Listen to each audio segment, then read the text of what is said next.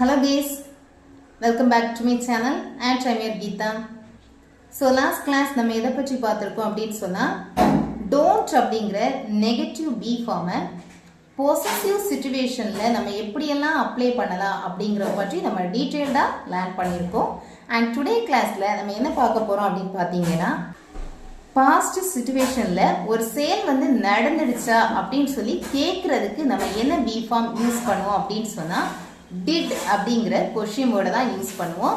So do அப்படிங்கிற question word present சிச்சுவேஷனுக்கும் did அப்படிங்கிற question word past சிச்சுவேஷனுக்கும் நம்ம வந்து அப்ளை பண்ணுவோம். ஓகே, ஸோ பாசிட்டிவ் கொஸ்டின் ஒரு செயலை வந்து செய்தாங்களா போனாங்களா அப்படின்னு சொல்லி பாஸ்டா முடிஞ்ச செயலை அவங்க வந்து செய்திருக்காங்களா அப்படின்னு சொல்லி கன்ஃபார்ம் பண்ணும்போது யூஸ் பண்ணக்கூடிய கொஸ்டின் வேர்டு தாங்க did. ஓகே, ஸோ அதை பற்றி தான் நம்ம இன்னைக்கு பார்க்க போறோம். ஓகே, ஸோ இப்போ ஒரு செயல் வந்து நம்ம செய்துட்டோம். எக்ஸாம்பிள் ஐ பிளேட் அப்படின்னு சொல்றோம் இல்லையா, நான் வந்து விளையாடினேன் அப்படின்னு சொல்றோம். ஸோ இதே சென்டென்ஸை விளையாடினேன் அப்படிங்கிறத நீ விளையாடினாயா, ஓகே, நேற்று நீ வந்து விளையாடினியா அப்படின்னு கேட்போம் இல்லையா.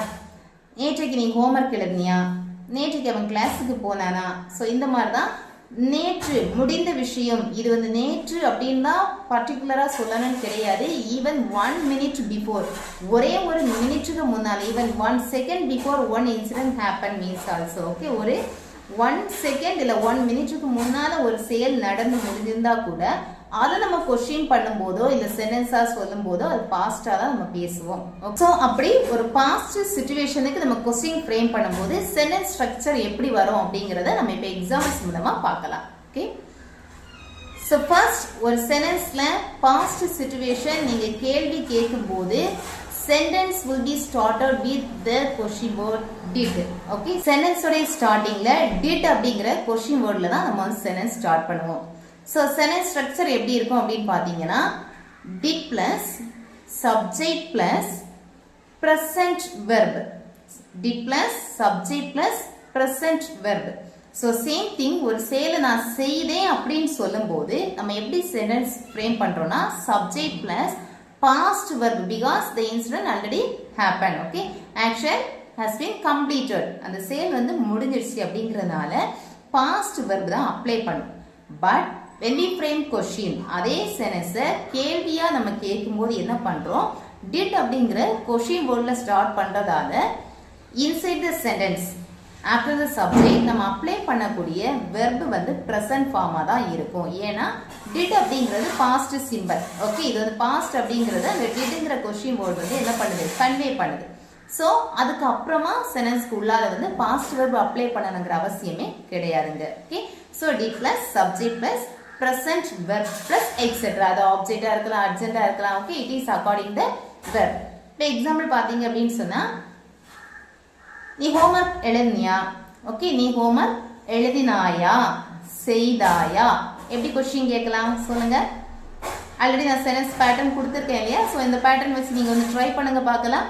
நீ ஹோம்ஒர்க் எழுதினாயா, எழுதுதல் என்ன, ரைட் இல்லையா, எழுதினாயா பாஸ்ட். ஸோ did, நீ சப்ஜெக்ட் என்ன, you, did you write the homework, did you write the homework, நீ ஹோம்ஒர்க் எழுதினியா. Okay, did you write the homework? And next, அவன் ட்ரெஸ் வாங்கினானா, அவன் ட்ரெஸ் வாங்கினானா. சென்டென்ஸ் ட்ரை பண்ணுங்க.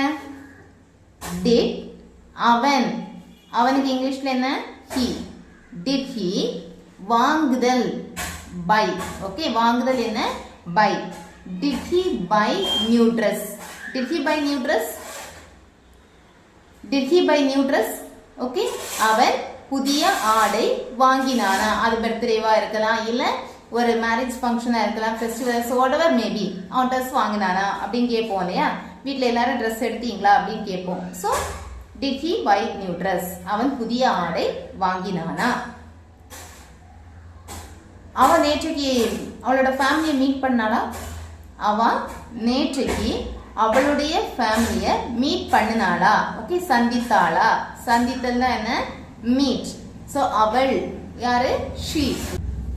ஸோ எப்படி கொஸ்டின் ஃப்ரேம் பண்ணலாம், did, ஓகே, முடிஞ்ச விஷயம் நம்ம கேள்வி கேட்கிறோம் அப்படின்னு சொன்னாலே அது என்ன சப்ஜெக்டா வேணாலும் இருக்கலாம், சிங்குலரா இருக்கலாம் இல்ல ப்ளூரலா இருக்கலாம். So whatever may be, question word is did. Okay, so there is no more confusion for singular and plural. Did she meet? Okay, present verb என்ன meet. இப்போ meet பண்ணுனா அப்படின்னு சொன்னா என்ன சொல்லலாம்? She met her family members அப்படின்னு சொல்லலாம். இப்போ question frame பண்றதுனால did அப்படிங்கிற question word இருக்கு. So did she meet present verb. Okay, did she meet her family members? அவள் அவளுடைய குடும்பத்தினரை சந்தித்தாளா? Okay, அவள் அவளுடைய குடும்பத்தினரை சந்தித்தாளா? And next sentence, நீ உன்னுடைய வேலையை முடித்தாயா? Okay, நீ உன்னுடைய வேலையை முடித்தாயா? எப்படி கேட்கலாம்? Did நீ subject என்ன? You. Okay, did you முடித்தல், முடிக்கிற என்னது? வேலையை முடிக்கிற என்னது? Finish. Okay, did you finish your work? Did you finish your work?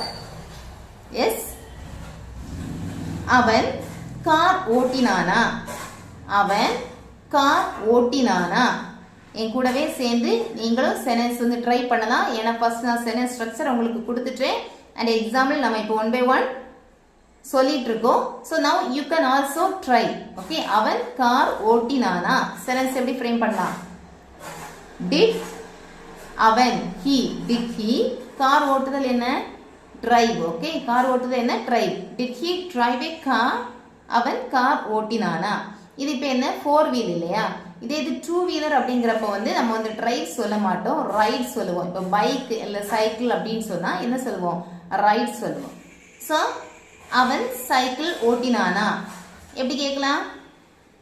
did he ride? Okay, R-I-D-E. did he ride bicycle? அவன் சைக்கிள் ஓட்டினானா? எஸ். அவர்கள் ஆடையை தைத்தார்களா? அவர்கள் ஆடையை தைத்தார்களா? சென்டென்ஸ் சொல்லுங்க. did அவர்கள் என்ன? they. ஓகே, did they தைக்கிறது, ட்ரெஸ் ஸ்டிச் பண்றது. ஓகே, தைக்கிறனா என்ன? Stitching. So did they stitch the dress? அவர்கள் ஆடையை தைத்தார்களா? நம்ம ஏதாவது ஒரு ஃபங்க்ஷனுக்காக ட்ரெஸ் கொடுத்துருப்போம் இல்லையா, ஸ்டிச்சிங்காக கொடுத்துருப்போம். அவங்க அந்த ஒர்க்கை முடிச்சாங்களா அப்படின்னு சொல்லி நம்ம கன்ஃபார்ம் பண்றோம். ஓகே, முடிச்சு கொடுத்தாங்களா? did they stitch the dress? yes. and next, அவள் மார்னிங் பிரேக்ஃபாஸ்ட் தயார் செய்தாளா? அவள் மார்னிங் பிரேக்ஃபாஸ்ட் தயார் செய்தாளா? எப்படி கேட்கலாம்? did she தயாரிக்கிறது. இதை நம்ம இங்கிலீஷ்ல எப்படி சொல்லுவோம்னா ப்ரிப்பேர். ஓகே, இப்போ ஃபுட் அப்படின்னாலே ப்ரிப்பேர் அப்படின்னு தான் சொல்லுவோம். குக் யூஸ் பண்ணிக்கலாம், அப்படி இல்லைன்னு சொன்னா ப்ரிப்பேர் சொல்லிக்கலாம். இங்க வந்து மேக், மேட் அந்த மாதிரிலாம் யூஸ் பண்ணக்கூடாது. ப்ரிப்பேர். ஓகே, ஸோ அவள் பிரேக்ஃபாஸ்ட் தயார் செய்தாளா? did she prepare breakfast? Okay, எப்படி கேட்கலாம்? did she prepare breakfast? அவள் பிரேக்ஃபாஸ்ட் தயார் செய்தாளா? and next, அவள் முடி வெட்டினாளா? ஓகே, ரொம்ப லாங் ஹேரா இருந்திருக்கும், இப்ப திடீர்னு பார்க்கும்போது ஷார்ட்டா இருக்கு அப்படின்னா என்ன கேட்போம்? நீ முடி வெட்டினியா அப்படின்னு கேட்போம் இல்லையா? அவ ஹேர் கட் பண்ணாளா கேட்போம் இல்லையா? ஸோ அவள் முடி வெட்டினாளா? எப்படி கேட்கலாம்? did she முடி வெட்டுற என்ன? Cut. Okay, did she cut the hair? did she cut the hair? Cut அப்படிங்கிற வெர்பை பார்த்தீங்கன்னா இது ப்ரெசண்டா, பாஸ்டா, பாஸ்ட் பார்ட்டிசிபிளான்னு நம்மளால ஃபைண்ட் அவுட் பண்ண முடியாது. ஏன்னா 3 சிச்சுவேஷன்லயுமே சேம் ஸ்பெல்லிங் தான் வரும். Same thing, cut, cut out, cut out use பண்ணிக்கலாம். It's very rare. Okay, commonly we apply only cut, cut, cut. So இது ப்ரெசண்டா பாஸ்டாங்கிற நம்மளால ஃபைண்ட் அவுட் பண்ண முடியாது. டிட் அப்படிங்கிற கொஷின் வேர்ட் அங்கே இருக்கு அப்படின்னு சொன்னா உள்ளால வந்து கட் வெர்ப் இருக்கும்போது அது பாஸ்ட் சிச்சுவேஷனுக்குள்ளதான் அப்படின்னு சொல்லி நம்ம என்ன பண்ணிக்கணும்? அண்டர்ஸ்டாண்ட் பண்ணிக்கணும். Okay, so did she cut hair? அவ ஹேர் கட் பண்ணாளா? ஓகே, ஸோ இந்த மாதிரி நீங்களும் எக்ஸாம்பிள்ஸ் வந்து ரைட் பண்ணியோ இல்லை ஓரலாவோ சொல்லி ப்ராக்டிஸ் பண்ணி பார்க்கலாம். கண்டிப்பா it's very very simple to speak. Okay, இது கஷ்டமே கிடையாது. சென்டென்ஸோட ஸ்ட்ரக்சர் எப்படி இருக்கு? ஒரு செயலை வந்து செய்தாங்களா, முடிஞ்ச விஷயத்தை நம்ம பேசுறதுக்கு என்ன பண்றோம், கொஸ்டின் கேட்கிறோம். ஓகே, முடிஞ்ச விஷயத்த அந்த செயல் அவங்க செஞ்சிருக்காங்களா இல்லையா அப்படிங்கறத கன்ஃபார்ம் பண்றதுக்கு கேள்வி கேட்கிறோம். கேட்கும்போது உங்களுடைய சென்டென்ஸ் ஸ்ட்ரக்சர் எப்படி இருக்கணும், ஃபர்ஸ்ட் டிட் அப்படிங்கிற கொஸ்டின் வேர்டை கொடுக்குறோம். நெக்ஸ்ட் நீங்க யார பேசுறீங்க, அவன், அவள், அவர்கள், நீ.